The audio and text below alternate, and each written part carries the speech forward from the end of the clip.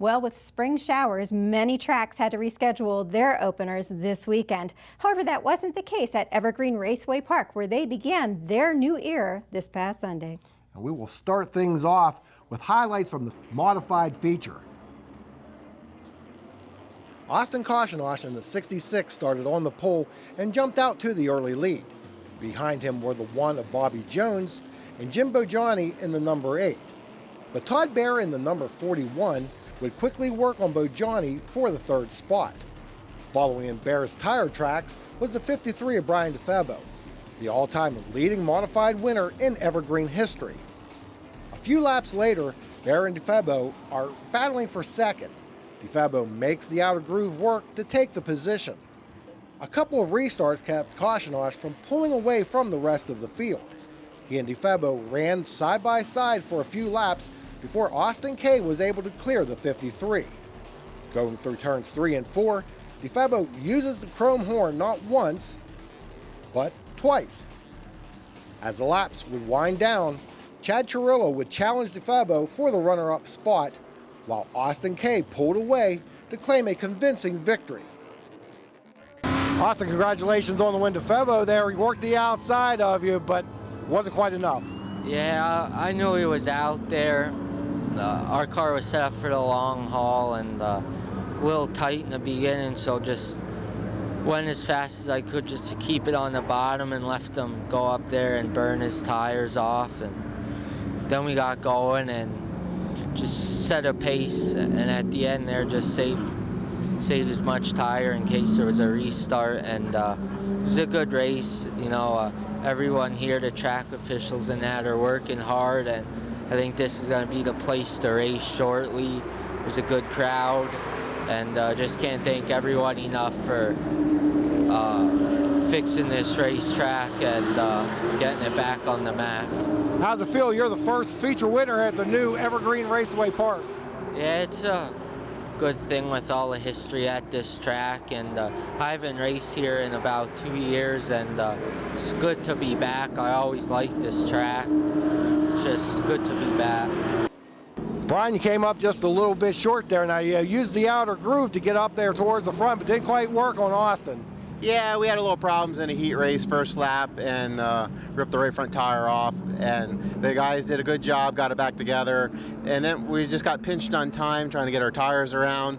Got in the race, the car was good in the beginning, we lost stagger, and it's like a balance beam back and forth. Once I lost it, then we got up the second, and I tried to rattle them a little bit, bumped them a couple times. I knew that was my only shot, and if the car went progressively got worse, I probably would have had a different outcome, but it was fun. I mean, for opening day here, you can't ask for more than a second how the day started. DeFebo held off Chirillo for second. Baer finished fourth ahead of Scott Adams. The most exciting finish of the day belonged to the 4 cylinders. On the last lap, John Banaszewski appears to be holding Harry O'Neill at bay.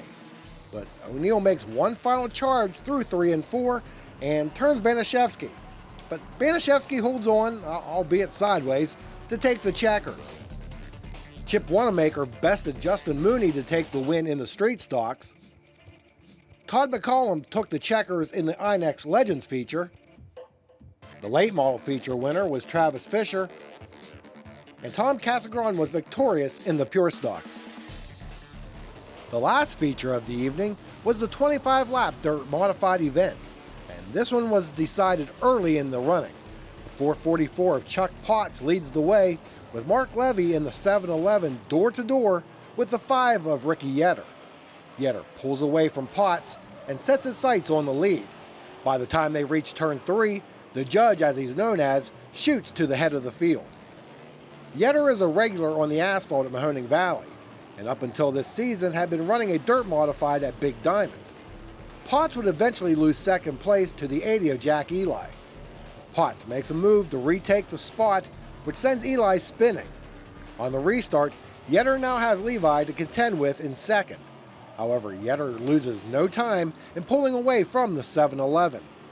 The judge would go unchallenged the rest of the way to pick up the victory. Ricky, congratulations on the win. You certainly showed some of that dirt tracking style of yours. Well, yeah, I was trying to wait till the end for victory celebration, but my crew told me the first 7 laps was a little smoky. Yeah, I was going to say you were burning up that right rear quite a bit. You said you had to make an adjustment in the car. Yeah, I needed to go down on the rear panhard bar to try to tighten up the rear of the car because it was sliding. It was feeling like it was on ice. We raced Mahoning last night, so my son had a T-ball game today. It's opening day. I'm the head coach, so I was late. I barely got here for the heat, and I set this car up today with a tape measure and an angle finder. Now, this is your second time of running here. What do you think of this new Evergreen Raceway, even though it's still the same track? I like it. My motor can spread its legs out here, and she gets down the straightaway pretty nice. When I put my foot in it, and it says 7,500 RPM, you know, it wants to go a little more. So I might put a little more gear in it. Now, you blew away the field here. Make you reconsider maybe trying it over here? Yes, but I want my cake and eat it too. So I'm gonna maybe we'll do both for a little bit. I feel a little old. My wife's gonna kill me when she hears this, but yeah, I want to try to do both. Okay. Levy held on to second. Aaliyah Geisler was third. Potts came home in fourth, ahead of Mike Garris Jr. Well, we've run into the law of Ricky Yetter many times. It's about time we interview him for a win. And congratulations to all of the feature winners at the new Evergreen Raceway Park. Now, we will wrap things up here on Pit Pass when we come back. When a stroke or injury impacts your life, we're here to help you get it back. With our dedicated team of specialists, personalized treatment plans, the most inventive technologies, and a coordinated approach to recovery. This is more than just rehabilitation. This is a higher level of care.